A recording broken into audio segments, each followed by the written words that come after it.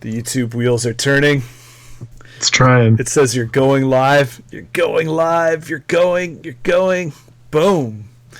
Guys, what is going on? Welcome to Bad Publicity. Oh my God. Put your hands in the air like you just don't care. This is our lucky 13 episode. Whoa, we did it, fam. For talking Marvel. And as you know, so this is more of a discussion. So what we're going to do for this one here is we're going to crack the code for black level clearance. We found a leak, and we'll tell you what that means in a bit. We are going to talk about what we would love to see the future of this game offer to our player base. Our player base, I say it like it's like people are tuning in and we're revolving this game. Correct, but yeah. What we would like to potentially see that might benefit everyone else. Mm-hmm. You know, other people might also be interested in seeing it, or they may have their own thoughts and opinions on what they would like to see in the game. They could. This is a true podcasting episode. So this is the one that you shifted into neutral. You just sit back, enjoy, and take in the finer points of a bad publicity discussion. We would love to see you guys activate this chat up, blow it up. And so participate in the chat. And if you've made it through this ramble so far, the most important thing you can remember is throw your comments down below. We don't care about subscribes. We don't care about the likes. We just engage the discussion. This is a conversation. So, have your voice heard, whether it's good, whether it's bad, whether you can join us live, throw it out now, or get it down below. That's what we want to see is engaging the discussions. So, Corey, before we get too crazy here, black level clearance granted. What do we mean by black level clearance granted? Well, do you want to say it? Yeah, I'll go. Okay. So for those who may not have been aware, maybe don't follow like leak spoilers, things like that. So I'll put up the silhouettes first, right? Sure. So in the last in the preview article for Rise of the Red Skull, they put this image talking about the next 4 heroes that are allegedly coming out. And giving you the guesses and stuff at who they might be, and everyone's been coming up with ideas and who they think it might be. Well, there is an online retailer who put up a bunch of pre-order stuff for a lot of Marvel stuff, other games even outside of Marvel Champions, and they've put up releases that have not been formally announced eligible for pre-order. And so if some people have already kind of guessed these and it looks like it might be accurate, and if these are correct, then it may give us a heads up on who these upcoming heroes will be for the game. Do we go into them? Yeah, actually, while you were talking, I brought the website up too. Oh, sick. So what they put up for pre-order, well, great, it's good. What they put up for pre-order, potentially, if this isn't like 100% confirmed, but it looks pretty good, is it should be Ant-Man, Wasp, Quicksilver, and Scarlet Witch, which is pretty cool, especially considering the fact that it's like 2 duos effectively. Yeah, so there's Ant-Man right there. You say that he's lounging on the couch. This is what your opinion is. Maybe a soda can in hand, maybe a TV controller there. Then we have Wasp at this keyboard, Quicksilver with this weird with the hair. Hair, right? Yeah. It makes sense. And then Scarlet Witch, as we've seen her in poses before, with the boots and the book, could be. Seems pretty good guesses. Which, if this is correct, could be interesting to see how they do. If there's a special mechanic with the fact that it's a pair of duos, and there might be some cool thing that if like both members of the team or the duo are in a game, they may have cards that may chain off each other. Like if there's going to be something that makes it significant that they're duos being released as opposed to just a bunch of individual heroes. So who knows? Could be nothing, but some cool details if it is. Get an idea who might be coming up from the game. So that means as far as new heroes coming out, Spider-Woman, Hawkeye, potentially Wasp, Ant-Man, Scarlet Witch, Quicksilver. Woo! Maybe should have said spoiler alert, I guess, but did we? I mean, I think we led up to the potential spoilers, so... Okay, you had enough time to hit eject, I guess. Yeah. I mean, they put the image up to get everyone kind of guessing anyway. So, and again, this isn't 100% confirmed either, so spoiler quotes, because there's always a chance that it could be incorrect. They also could just be guessing, but the heroes to the images make sense. It seems to line up. Thematically, it makes sense as far as them being two pairs that kind of like work together. So there's some cool thing that they have working up. And we still don't know what that scenario pack is that comes out right after Rise. So that's still kind of in mystery of what that's going to be, which I think a lot of people kind of been missing that, is that we're going to go into Rise of the Red Skull, then immediately into another villain pack right after it. And so that thing's kind of like lost in between the big box and all the new heroes. So any of those ones you're kind of excited for? Ant-Man. Yeah, for sure. Yeah. I'm really intrigued to see how they, if it's true, how they would make him, how his mechanics would feel different than what they've already done with Miss Marvel, because Miss Marvel already has like the embiggen and the shrink, like mechanics kind of built into her abilities. So what it makes him kind of feel and play differently. So, but I think that's a really cool design space for them to play around with. Yeah, so I gotta say too is that I've been on this roller coaster with Ant-Man before, where sometimes, you know, before the movies and stuff like that, the comics were like hit or miss. He was never that standout action hero or you know, superhero. So from that perspective, some of his books were good, some of his storylines were blasé. The movie really captured a really cool feel and chemistry, and he became like awesome again, right? Like, yeah, you know, even from like, you know, when little kids, like, you know, my son, he really likes Ant-Man. He likes all these obscure superheroes, which is interesting. But it's a hipster superhero fan. Yeah, right. But I think it may be just because when he sees it grow big and when he can shrink down. I mean, like, in retrospect, his powers are cool and what he can do. I mean, we recognize it as like this weird Honey, I Shrunk the Kids kind of vibe. But but I would say that the one I'm interested about is I do love me some Scarlet Witch. Now, this worries me a little bit because as things go, thematically, she should be incredibly powerful. Yeah, but they could balance it in the sense of she has like really strong abilities, but she's fragile, like mechanically, or, you know, like low hit points, stuff like that. So it could be easier to knock her out and disable her. There's some things they can play around with to balance it out. And we've also, as we've seen, like with the Hulk, who knows what crazy stuff they could do with obligations down the line.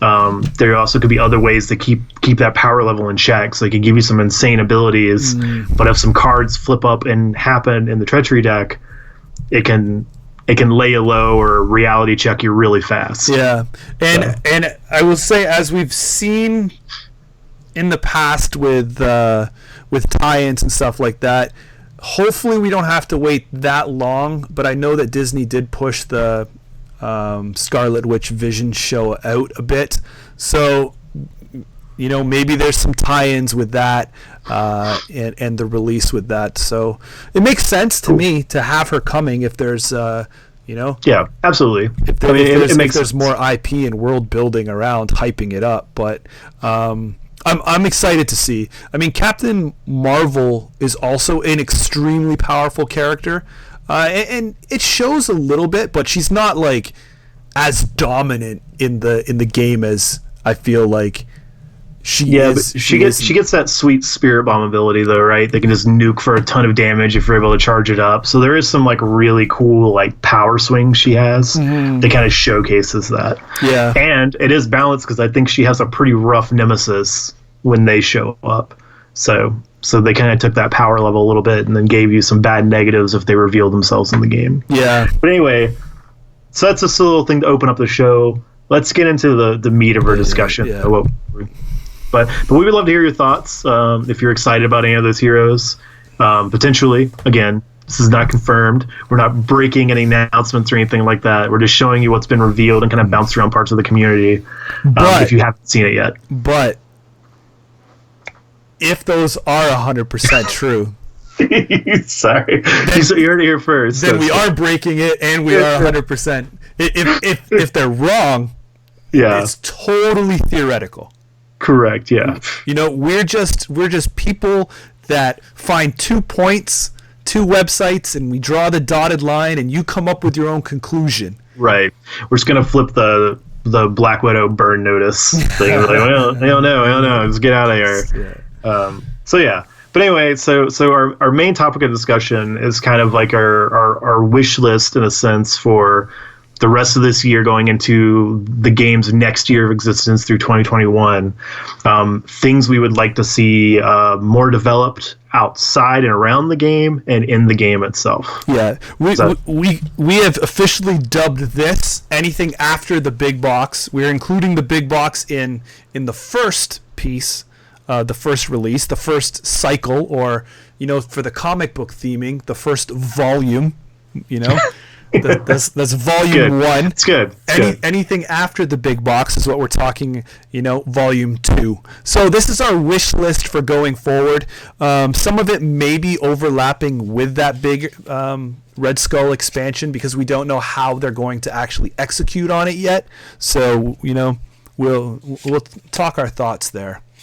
Sweet. Well, you want me to dive in? Yeah, man. What do you got? What are you really looking for from? Let's just dip our toe in the wish list water right now. Give me something lukewarm. And so my first thing to discuss is organized play for the game. So a big thing with other LCGs, if you've come from FFG, LCG land, OP kits, organized play kits, are pretty popular. And not only are they popular, they're popular everyone, especially like your casual players. That's the big thing. So people just want to show up, get like a cool version of a card, and just hang out with people and play games. And especially in the cooperative style that you get with games like this, Arkham, Lord of the Rings, it's not a competitive environment. It's laid back, so you can kind of like sit, hang out, chat, and work together to try to beat some crazy scenarios and stuff like that. And so we've seen like cool art stuff revealed, but since the launch of the game, we haven't seen an OP kit.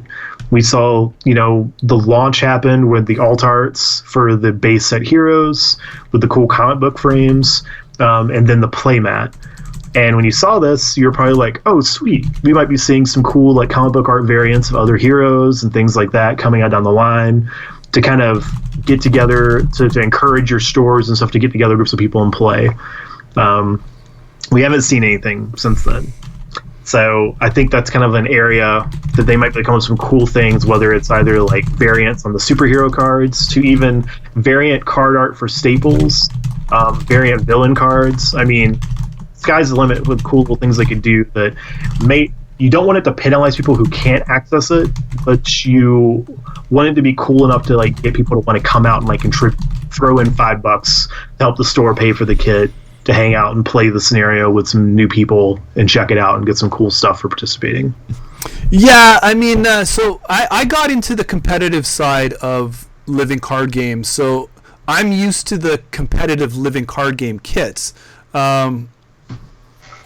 So where you run a tournament and you go home with prizes and stuff like that. I did partake in a couple Arkham events though, and they were pretty phenomenal. But those were the game kits that they sent out, special scenarios, the Gen Con ones that kind of trickled out to the communities. But I kind of missed the boat on the Lord of the Rings epic kind of big Gen Con ones that everybody used to talk about back in the day. So there is definitely a way that organized play can be done with a cooperative game. And to kind of like jump in real quick, because you kind of mentioned it, because there's kind of like a little add-on to this is mega scenarios. So like a cool thing I was looking forward to for Gen Con, which all signs looking like it's probably not going to happen, and if it does, it probably shouldn't. But seeing if they were going to do a mega scenario type event for champions, which would be a lot of fun. And usually what those are is you get like a table of like up to 8 people, and you play a really big, over-the-top thematic scenario that's usually like big teams working together. And they're designed to be like really difficult, or they have some really out-of-the-box mechanics.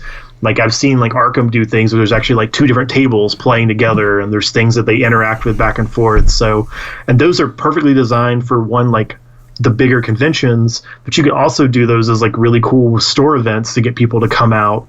You know, they get to take home a copy of the scenario for playing, but then you get enough people together to actually try out the scenario and test it and get like a really cool experience and something that you might not be able to do in your regular meetup group. Oh man, like that's the what whole, that'd be sweet. They have really shone in the past about these mega Gen Con scenarios for like Arkham, they've been real big with. That's the one I was referring to. And then the nightmare scenarios they do for Lord of the Rings, which just be like super hard scenarios that like really test you.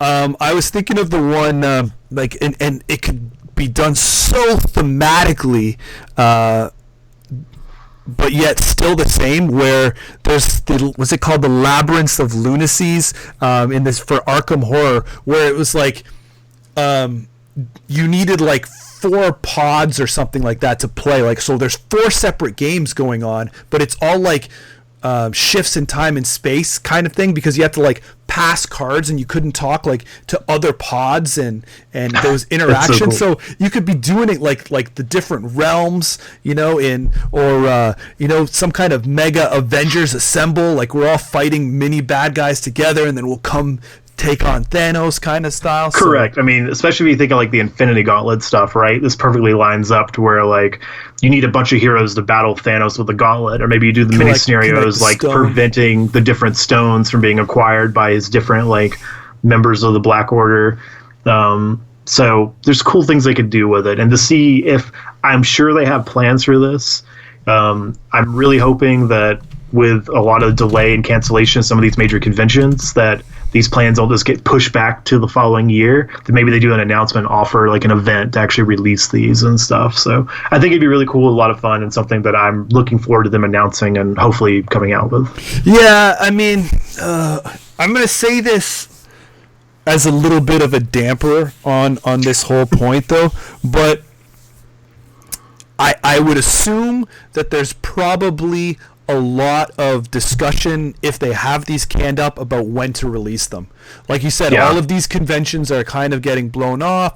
You want people to get into the stores again, but Fantasy Flight doesn't want to be like, hey guys, we've released this epic 8-person mega scenario. Let's all get together and play it. It's true. They don't want to be the people that are breaking the social distancing barrier right now, right?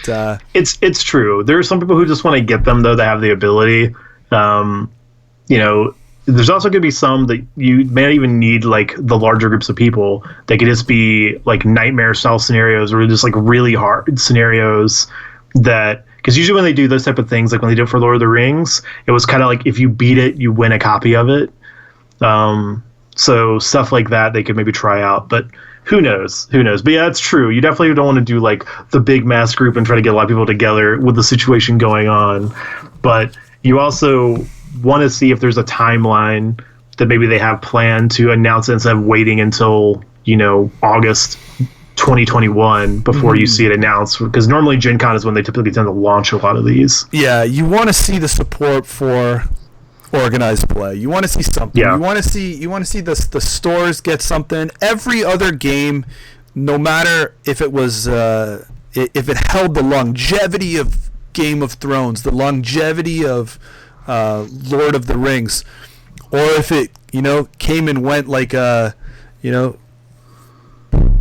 I don't know, like a Canadian, like Star Wars. Yeah, I was gonna say like Conquest. Like if it came and went like a Canadian summer, like it was just done like that. Like And hey, some countries will actually be fine probably by the end of the year to get together for these large group games because they're able to follow rules and stuff. So that's sweet. Anyway, so let's move on to the next topic. Okay, so what we have next is what I would like to see put into the game here. Let me check the official notes. Yes. I would really like to see more narrative-driven scenarios. We've seen a little bit around this, and it kind of like it was painted with a very, very light brush, let's so to speak, in the core set, where there was the Rhino was breaking in. It's the classic team up of Rhino, Baron Zemo, Ultron. We've all seen it. Claw, that's right. Claw and Ultron. See, just kidding, but classic. Yeah. How can I mess that up?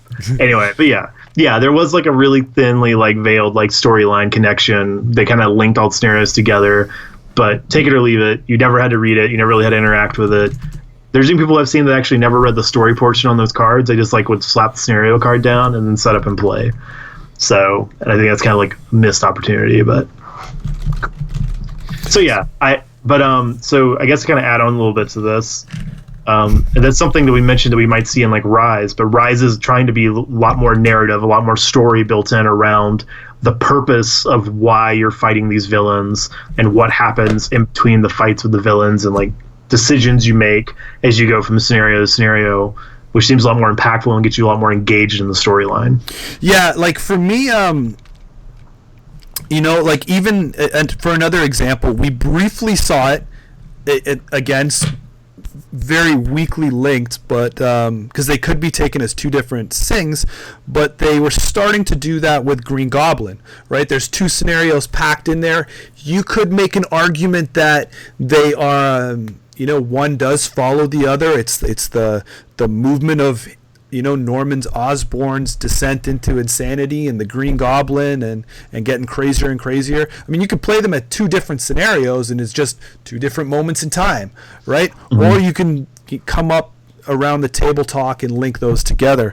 But yeah, we're talking about something coming from the Arkham horror where you buy your scenario, it's very thematic, very story driven, and I don't need the packs to all link together, but they're just if it was very much deeper, like the Wrecking Crew was fun mechanically, right, but it wasn't like a huge narrative story dripped on top of that. It was just hey, there's a breakout, let's beat these four guys down.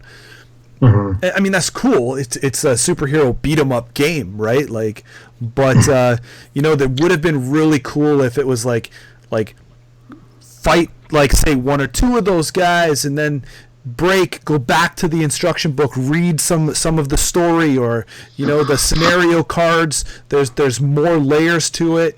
Instead it was just one, right? So it doesn't advance, and then you had to like go to the next guy and then maybe something else happened, but I know that would kind of take away to the effect that there's four guys at the same time, but it's not like the game itself was four players against you, right? It wasn't you weren't like getting hit, right? So sorry. That's kind of but that story path that you've mentioned is what they've briefly talked about in the description for Rise of the Red Skull. So it seems like that's a direction they might be going in, or they hopefully will be going in. And I also mentioned how they're kind of gonna line up in the theme of like a comic book. So you'll be reading like comic panels to tell you the story in between scenarios and stuff like that. Yeah, and I will say though, I'm surprised, when this was announced. What I would love inside of Rise of the Red Skull is a combination of things that we'll talk about going forward. But I mean, I'm a little bit baffled. Hawkeye, yes. Spider-Woman, I'm baffled there. So, but what I'm hoping for is inside of the story-driven narrative scenarios, the Winter Soldier is a hero that is not going to be announced. You're going to have to fight him. And after you fight him, right, inside of this thing, he's a playable hero that you unlock. It's some bold wants. It's a heavy wish. I don't think that's going to be the case. Or maybe it's like, after you beat this part, it's he's an ally that you can add to your deck or something like that. I see stuff like that more likely, like with you unlocking like ally cards and things you can play with and add into your deck. That seems more likely between that or what, like upgrades. Like you can get like a really cool special like upgrade or something you can put into your deck. So that's what it kind of looks like, but we don't know. The full details of it hasn't really been laid out. It's kind of been briefly mentioned. I know when you look at a game like Arkham came out of the gate with a pretty involved campaign storyline system, with you being able to upgrade cards in your deck as you play through the story and gain experience and swap things out to get better versions. I do understand some of that doesn't make a lot of sense for superheroes, because most of the time, like, they're already like who they are, but having the ability of gaining like new allies, new gear, new upgrade, things like that would add some cool theme as you progress through like a major overarching storyline. Mm-hmm. Right. And I think it would be cool that it could go both ways, right? Like, if there was a Winter Soldier in here that you could fight, and then you could, actually he turns into a hero and here's his 15 cards, because it's not that hard to have it as an enemy card, and then here's the 15 cards that go with it, right? So what I would like about it too is if it's not a win only storyline. So like all the scenarios aren't like you have to win to get to the next stage. It would be really cool if like you won the first one, but maybe like the second one the scenario got you. You can still progress through the story, but because of the outcome of you losing, it increases the difficulty of the next one. So maybe there's like a chain of like, you can still lose like one or two to go through the whole story. This makes it harder or has like a different starting position.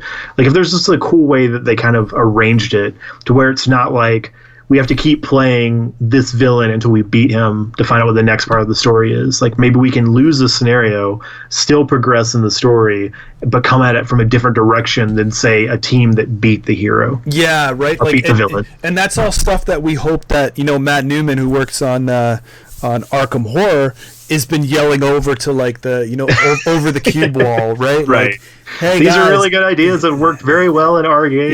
Yeah. Really like it.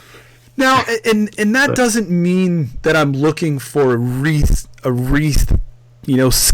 Arkham Horror with superheroes, right? I mean, but if there's something that works, right? All there's of no these, reason to all of these it. living card games borrow pieces from other of the living card games, right? It's like lessons learned as they move towards, getting this whole model refined out, right? And like we said before, is I think it excels. This model excels as a cooperative, universe, right?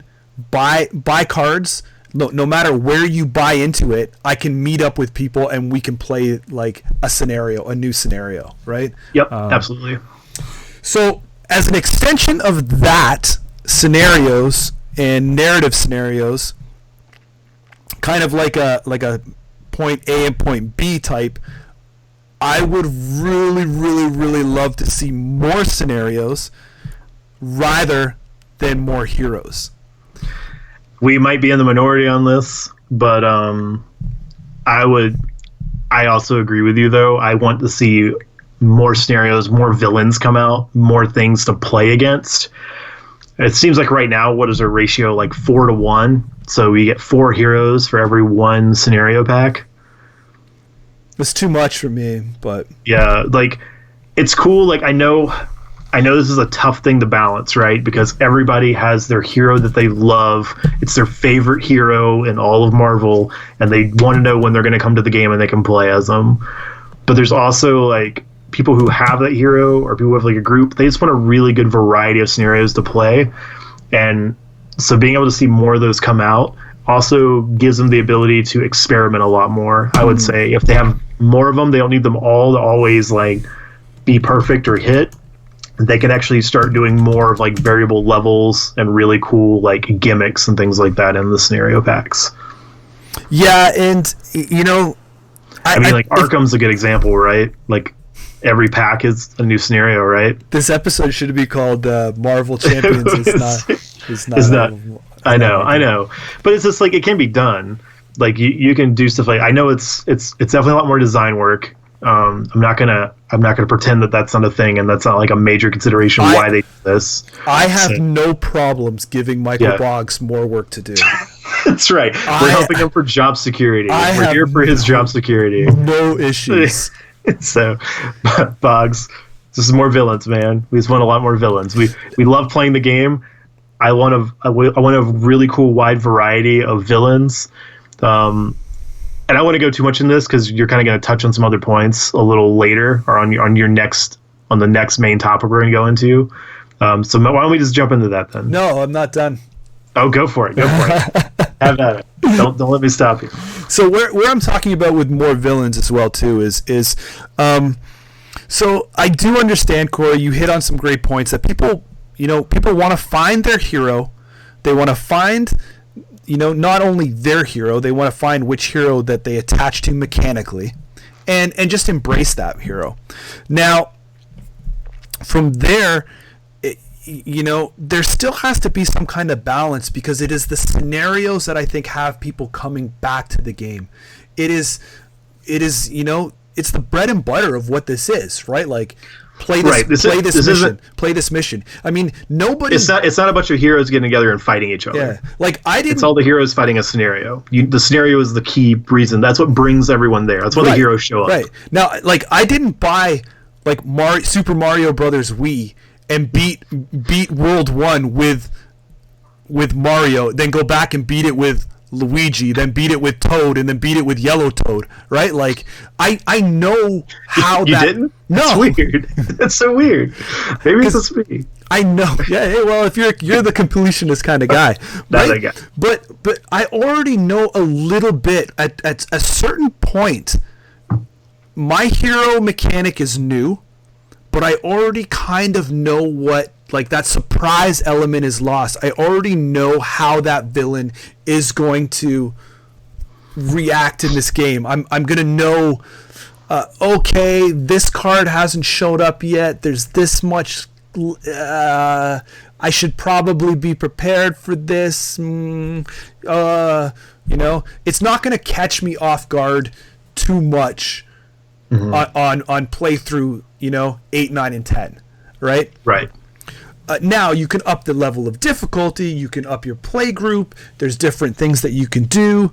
But from that point, I would, it's scenarios that people want to play, and I think that to me is if we could have more of those rather than more superheroes. Like I don't mind playing a game. It's like it's also to the extent like I find the scenario more important than the character that I'm being. I'll be any character, right? Yeah.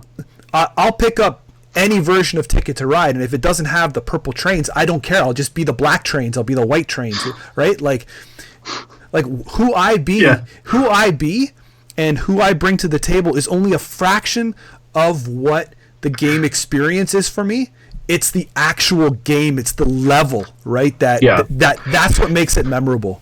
And there's also, as we said too, about like, I mean, everyone has those memorable heroes they want, but as a player base, there's also some really memorable villains we want to be able to combat and fight against. Because like right now, if you go through the list of releases, right, you've got Rhino, Claw, Ultron, Green Goblin, the Wrecking Crew. And it's probably like immediately like two of those like immediately jump out as like, oh, that's awesome. Ultron, Green Goblin, sick. Claw, okay. Rhino, oh, okay, cool. And then it's like, then the Wrecking Crew, I'm sure there's a large portion of the community that's like, who? What? Magic Crowbar. I got you, man. So like when you get also if you add those like really cool villains and stuff to it gets people more excited. Like, hey, come over tonight, we can like fight Venom, or we can fight like Carnage, we could fight Apocalypse, we could battle Thanos, we could do stuff like that. I'm not ready to make the call yet if Venom should be a hero or a villain, though. I mean, that's true. It could go. He could be both. He could be the pack that comes out that you could play him as either a hero, or if he could flip and play as a villain. I'm waiting. I haven't answered that email yet. I'm waiting. Okay, gotcha. I'm waiting. Gotcha. They're waiting for my feedback. Yeah. Yeah. So I think that's where I stand on that. It's pretty good. The scenario makes the moments for me. I agree. It's the stories that you tell, and that's like the big thing that brings us together for the game, right? Yeah. So cool stories, cool things that happen in the game. Some little things now that kind of add up. This is where we're going to kind of put a line in the sand. Some people might disagree. That some people will agree. So I'm going to, real quick before you go into this, I'm going to go ahead and say that probably like a disclaimer on your stance on this will probably come to maybe like the type of card gamer, because I feel like you and me both come from competitive card game backgrounds. So a lot of these things we would be excited about and enjoy in the game. People who have like a more like casual approach to it, it may not be as big a deal to them. Right. And then I will say I love to lose because it makes winning so much more rewarding. So I do love those games that literally kick my ass sometimes. I will play a scenario out, for an hour and a bit, and if I lose, I'm like, it's not. I will get destroyed by ghost stories over and over and over again, and I'll still want to give it another shot. Yeah, that's a brutal game. Yeah.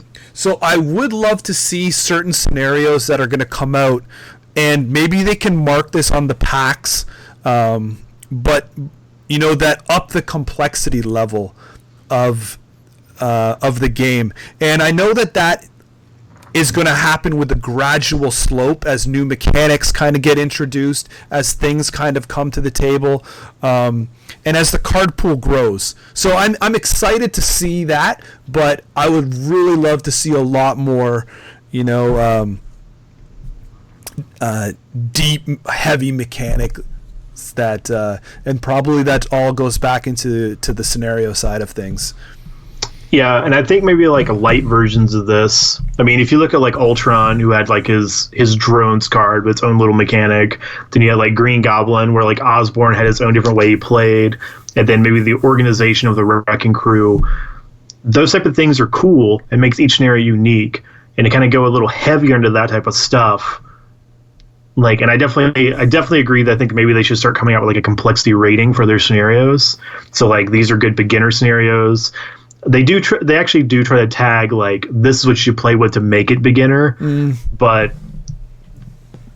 so maybe they could do layers, or maybe like not so many extra rules are added in, but then you get some really deep like thematic scenarios that make it like really intense to play, and I think that's kind of where you're going at.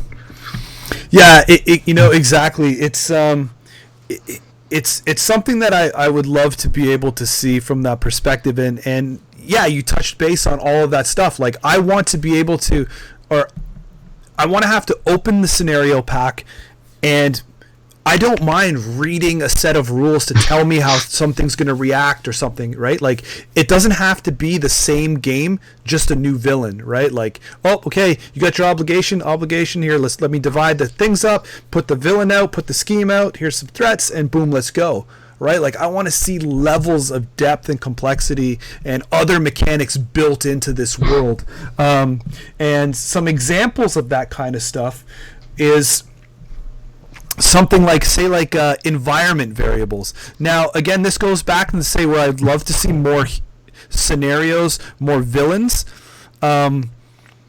because, like, I think the replayability of this game is there, but I think it stops after a certain point where you need to buy new content for it, right? Yeah. So if there was certain things like environments, if I'm fighting Rhino in like the street, and there's a street.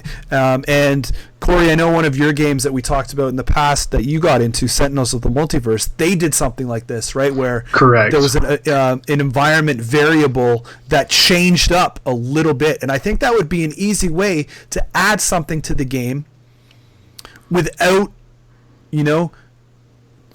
totally skewing it off track, but yet also being able to take a certain environment or a couple environments, shuffle it up, deal it out, and now that scenario, although I know how the villain's going to react, it might either increase a level of difficulty or scale it down a bit, right? And it's just something that's different rather than saying, I'm playing in a heroic mode, here's an extra card, which is fine as it is. It's like a challenge level, but I want something more thematic than like, here's 2 cards, here's 3 cards, right? And if you think about that, so yeah, Sentinels, a lot of people have probably played Sentinels of the Multiverse, insanely popular game.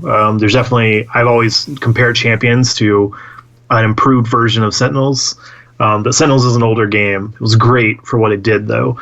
And when you mentioned this idea to me in our earlier discussions, like I immediately was like, oh, Sentinels Multiverse, environment decks. This was actually a really fun mechanic. It gave you a lot of modularity. I'm not familiar with it, right? So. Yeah. And the cool thing about a mechanic like this too is you can even build it into like your multi-tiered scenarios.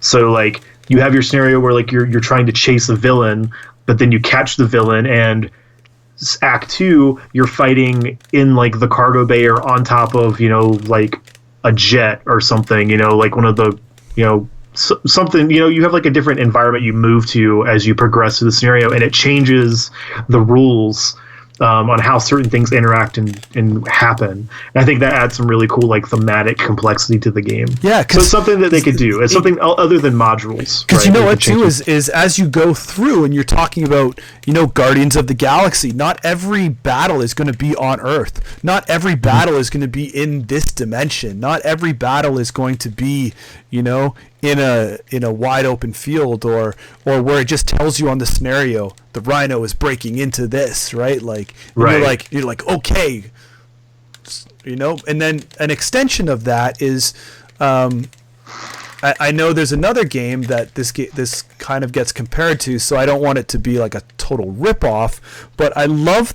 in Legendary the bystanders, right? So there's other elements that you can introduce where the heroes have to make these choices, and again, this could be tied back into like what Corey was talking about, how maybe you make certain choices in one scenario and it could get carried through, but can you in always instances if you're in a town square and there's people around or and the villains always use bystanders and casualties or distractions, right? So right. The heroes have to make that choice. Do I save this person or do I chase the villain off? Or if I don't get the villain now, he's gone, and but they always have to save the innocent people, the little kids. So putting these NPCs into the game that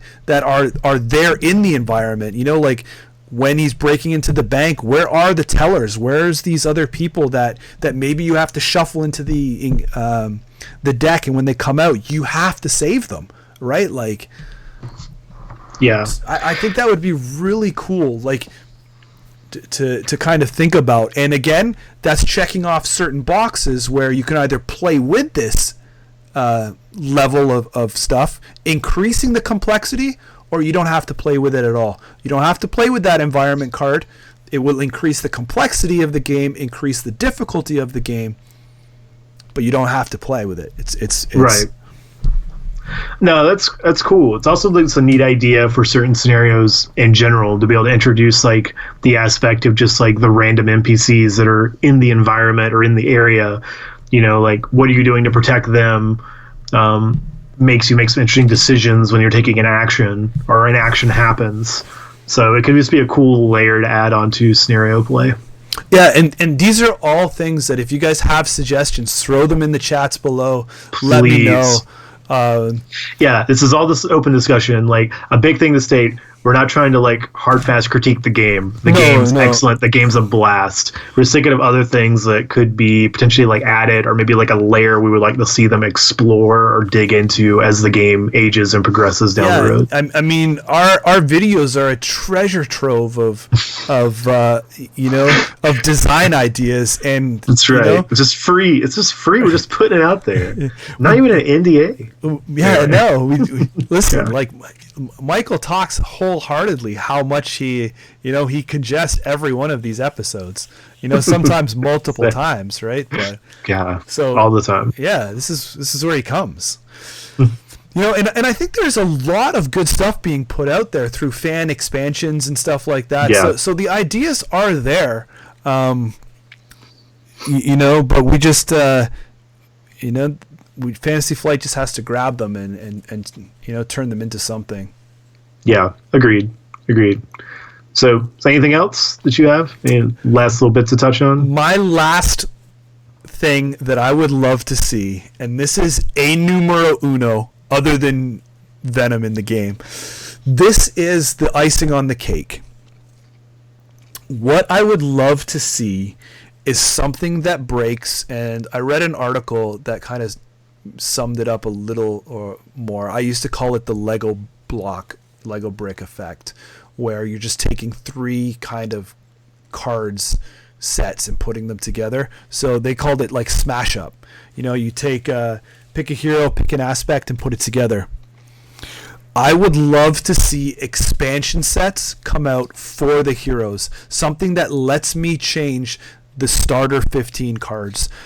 I can tell you that there are heroes in this game that I will gravitate towards, and I have played over and over and over. And if there was a way for me to be able to change up that hero build, like I love Miss Marvel's mechanic. I really do. I love Black Panther, right? But give me other ways to enjoy these heroes, because I just don't want to see a Black Panther 2.0. I want to make those deck building decisions, right? I don't want to see an alternate version or a new one, and now, I'm playing Black Panther original, you're playing a new Black Panther, 2 Black Panthers, you're going to have to pick a different hero. I want to see Black Panther come out, or I want to see a pack released where there's different pieces of the Black Panther suit, or I want to see different upgrades inside of Iron Man. I want to see different character allies that go together so perfectly, right? Like inside thematically the set build. And I'm not just talking about Fat Thor, right? Like look at the way that you build these dynamics, right? Like, obviously, say when Scarlet Witch comes out, right? Like if Vision is already an ally, so would you keep making different allies cards for him, or would you just make him a hero? But there should be an ally in there that is Vision, right? Like they match together so perfectly. I would just like to see that kind of interchangeable stuff where different stuff. Can we give Thor's hammer to Captain America, right? Like will they bring like Stormbreaker out for Thor, right? Like, yeah.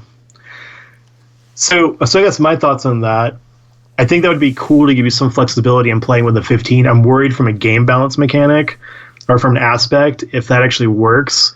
I think I mentioned to you earlier, I think like my variation on this would maybe not playing with the hero 15, but maybe giving you some new deck building decisions that impact other factors of the deck, like playing with things like Infinity Stones, certain like notable allies, artifacts that maybe has a requirement that if you take this, it puts another restriction on you in some way with the deck. So you get a card that's like really powerful, you can have one of, but maybe you can't take any cards higher than this cost, or maybe having this in play increases the cost of these type of items or actions for the rest of the game when you get it out. So there could be certain like balances they make that you can have more decisions on why you're taking something, or if you're going to take something and make it fit, maybe unlock some new things the hero could do. But yeah, all of this is really just giving you some more complexity in deck building that makes it feel more than just, as you mentioned, here's my hero 15, this is my aspect, these are the best cards out of the aspect, put it together, let's go. Yeah, and there's nothing wrong with that, because I mean, that's what makes the game, so good and so enjoyable and so accessible to the masses, right? But that's why, again, do you need to get this expansion piece? No, expansions, are not meant, to please everybody. They expand upon what is there. So I would love a way to expand upon Black Panther, right? I would love. Well, and maybe what they could do is if they don't think it's a good idea to do it just like a straight upgrade, because there's always a problem then like the expansion are just like absolutely better cards. You're never going to go back and play the old ones. You're always going to upgrade to the new ones, which honestly, as you look at the power level of some heroes, that may actually not be a bad idea for some, because I feel like some heroes may get left in the dust by the power level of new ones coming out, that no one's going to go back and play some of these older ones, but who knows. But maybe they could do that in like campaign style. So maybe you have like a Wakanda themed campaign storyline where you get some really cool upgrade cards if Black Panther's in the scenario. So there's some ways to kind of play around with that idea. Yeah, I mean, just in the chat here, this, FFG just released an alternate universe, quote to speak, version of one of the investigators for Arkham Horror, right? So there we go. We're back in the Arkham chat. Yeah, but it's good. It's a good resource to pull from, because this is already a very down the line game that's tested and tried a lot of this and they've seen what works. Yeah, and now, like, and then not to beat that point to death, but I mean, that was also cool about Arkham, where you just found a mechanic you liked. Like there was times when I'm like, oh, I love playing Survivor, but I'm like, this Survivor in particular is kind of blasé.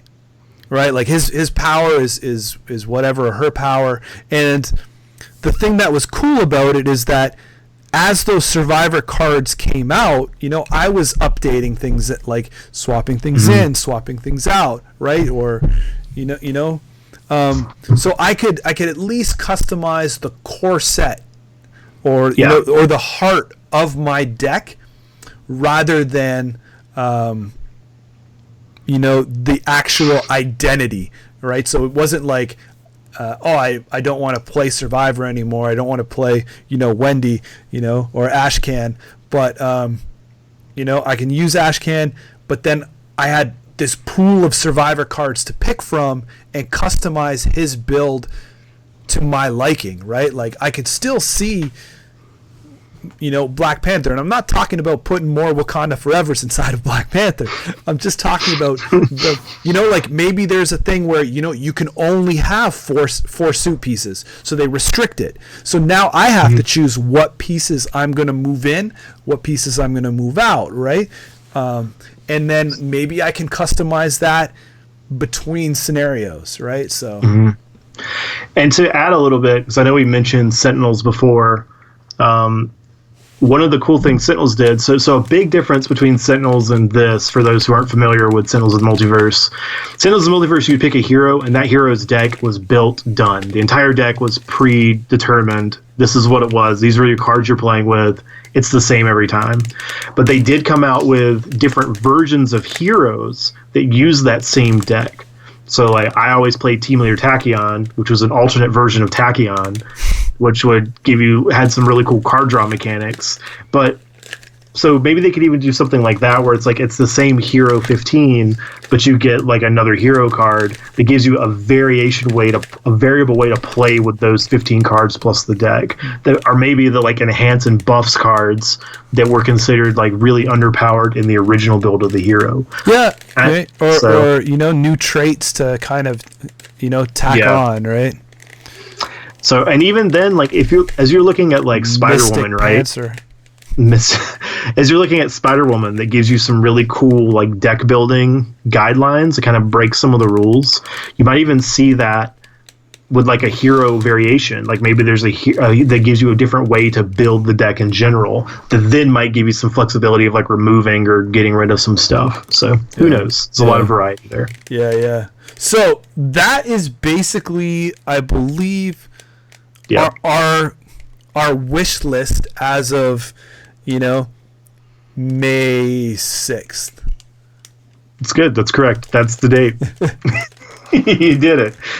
You looked at a calendar probably the first time in a month and a half. The 6th on Seto de Mayo. Yeah. Ciso de Mayo. Oh, don't do this to yourself.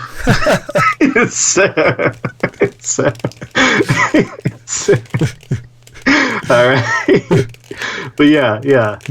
And again, these are just kind of ideas. Like, the game's already excellent. The game is a blast. I'm super excited for Rise of the Red Skull. I'm super excited for your heroes.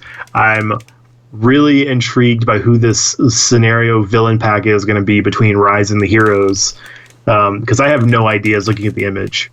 I just no clue who it could possibly be. It's like the most generic picture of a person standing.